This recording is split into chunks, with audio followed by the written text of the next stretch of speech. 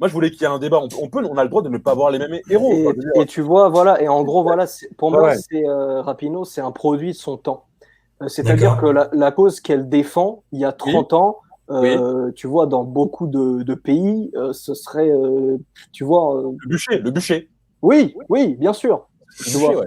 Et en gros, pour moi, tu vois, c'est ce que tu disais, Thibaudot, au début, sur la première partie de ta définition du héros, c'est-à-dire que la personne, c'est quelqu'un qui va à l'encontre, finalement, de l'opinion publique.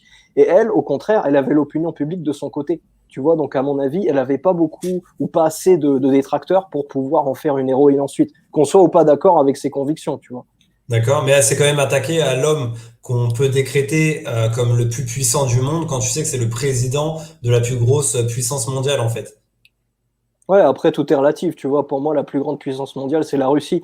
Mais après, Donald Trump, quand tu le vois danser n'importe où, machin, t'aurais même pas à l'idée que c'est le personnage le plus puissant parce qu'il a décrédibilisé la fonction présidentielle. Donc déjà, il y a pour moi, il y a un rapport qui est différent avec la condescendance dont elle se part. Donc, pour toi, il ne suffit pas de défendre, de s'adosser à des causes. Il faut clairement se mettre en danger. Parce que lorsqu'effectivement, tu as une opinion contre toi, tu te mets en danger. Pour moi, elle ne se met pas en danger. D'accord. Doit-on se mettre en danger? Est-ce que se mettre en danger sur des causes, ça fait aussi de toi un héros? Parce que toi, finalement, non, toi, il faut défendre des causes. Parce qu'un mec comme Kobe Bryant, tu vois, il n'a jamais montré son activisme publiquement. C'est pas pour autant qu'en sous-marin, le mec ne faisait rien, tu vois. Est-ce que pour toi, voilà, il suffit juste de défendre des causes ou il faut quand même se mettre en danger? Et il faut le faire contre une opinion qui n'est pas forcément d'accord avec toi. Hashtag Mohamed Ali. Mohamed Ali avec la guerre du Vietnam, par exemple. Bien sûr. Tu vois, je vais citer LeBron pour ça, tout simplement. LeBron qui, en fait, lors d'une interview, d'une interview journaliste, a dit « J'ai quand même pris conscience que si on me demandait autant de parler, c'est que ma voix pouvait porter. » Tu vois. Donc, c'est des personnes qui ont un pouvoir médiatique, une influence médiatique qui est extraordinaire par rapport au commun des mortels. Je dirais jamais que c'est pas bien d'agir dans l'ombre, etc.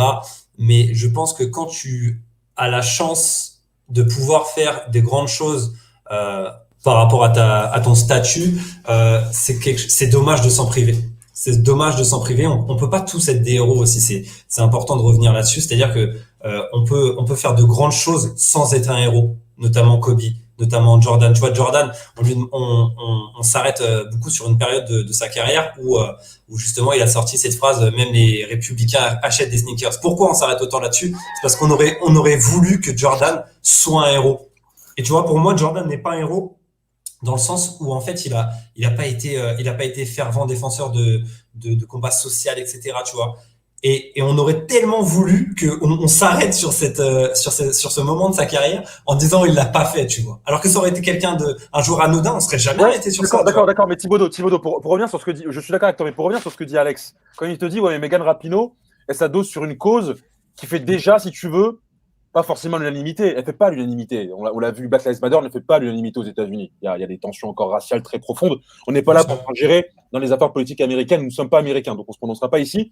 Mais ce qui est sûr, c'est que c'est un sujet aujourd'hui qui est beaucoup plus sur la table qu'il ne l'était il y a 60 ans, à l'époque d'un Mohamed Ali, à qui on a interdit de combattre, je crois, pendant 3 ans, parce qu'il a refusé de partir à la guerre du Vietnam. Et ce qu'il te dit, Alex, c'est de te dire, OK, mais elle, maintenant, elle s'adosse à une cause qui est largement partagée, elle ne se met pas en danger. Or, tu disais tout à l'heure dans ta définition du héros que l'adversité, c'est quelque chose quand même de très important.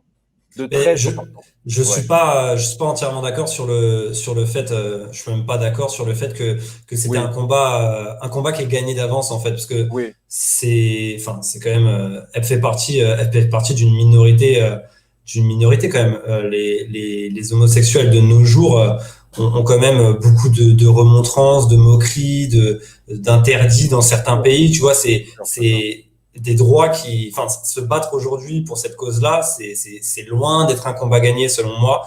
Et j'apprécie le fait que cette personne qui ait un tel pouvoir médiatique, une telle reconnaissance, de par ce qu'elle a accompli, notamment en tant que sportive, se mettent au service de cette cause-là, tu vois, dont elle fait partie en fait, au-delà de ça. Et pour moi, ouais, elle se met en danger en faisant ça, et elle n'est pas dans un fauteuil, et ça va pas forcément plus lui rapporter de followers, etc. Tu vois, c'est pas une cause gagnée d'avance. En fait, c'est pas, je vois pas l'aspect marketing, même si c'est possible, parce qu'on n'est pas dans sa tête, encore une fois, comme l'a dit Alex. Parce que Thibaudot, il y a quand même, là je vais redonner la parole à Alex, il y a l'aspect Nike aussi, le sponsoring de Nike.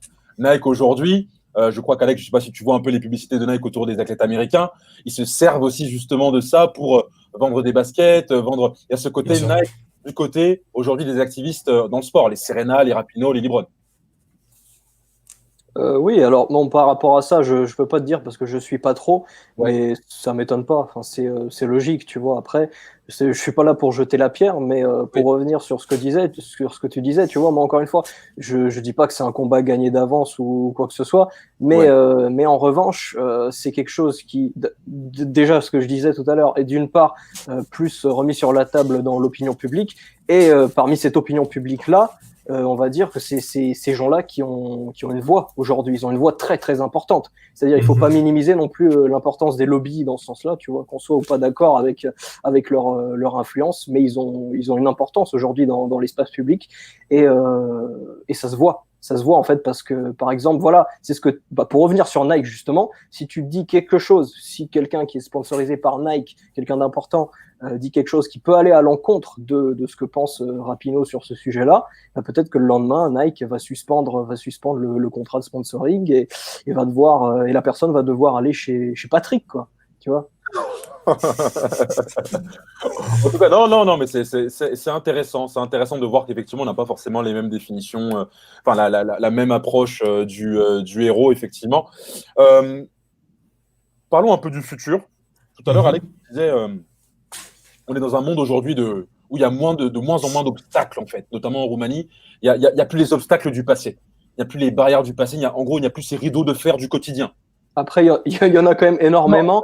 Non, mais, en fait, c'est pour les footballeurs, c'est autre chose. C'est surtout ça, tu vois, parce qu'avant, on va dire qu'il y avait la population et les footballeurs étaient plus proches de la population.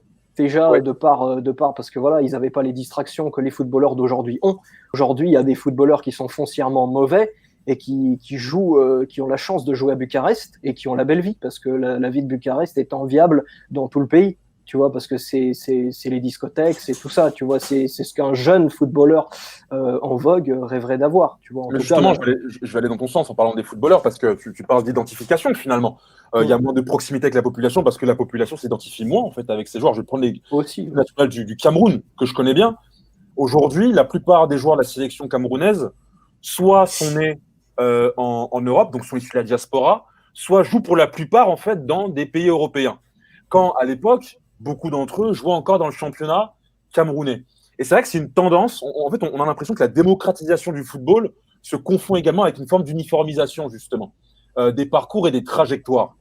Et est-ce qu'on peut, je ne sais pas ce que vous en pensez, mais est-ce qu'à partir de ça, on peut retrouver des nouveaux héros? Est-ce que pour vous, le nouveau héros, ce sera celui finalement qui jouera dans une terre où il n'y a pas de football, dans un pays où il n'y a pas de football, et qui permettra justement à cette sélection, à ce club, d'aller chercher la Champions, d'aller chercher une Coupe du Monde. Pour vous, quels seront les futurs héros de demain, de la prochaine décennie, en montant? Tu vois, moi, par exemple, c'est marrant parce que c'est pas du tout la définition que tu viens de donner. Celui que je prendrais comme futur héros de demain. Je parlerai de Kylian Mbappé. Et donc, j'en profiterai pour rebondir sur ce qu'on a dit tout à l'heure par rapport à Nike. Je pense qu'il n'y a pas de mal à se faire de l'oseille tout en défendant une cause que je trouve juste. Tu vois. Parce que on parlait de l'aspect marketing de Nike, et c'est vrai, Kaepernick était une figure de proue des campagnes de publicité de Nike tout récemment, et c'est notamment lié à ça. Pareil pour Megan Rapinoe, grosse présence sur les pubs de Nike. Très bien, Thibaudot, moi je veux débattre avec toi, c'est ça. En fait, ce qui est intéressant, c'est que tu dis des trucs vraiment intéressants là, donc on va débattre un peu. Kaepernick, tu l'as dit, il a mis en danger sa carrière. Bien sûr. Ok. Kylian Mbappé, il est bien. Il est bien.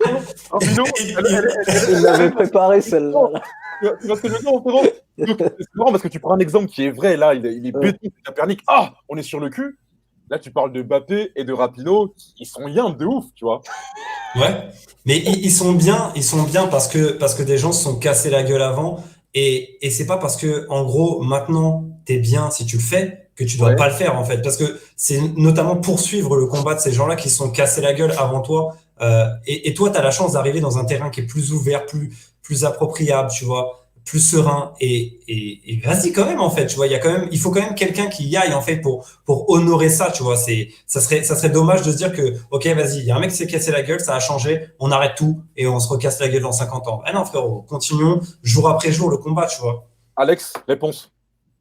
Réponse, bah écoute, déjà moi je te donnerais quelque chose de peut-être un peu plus personnel.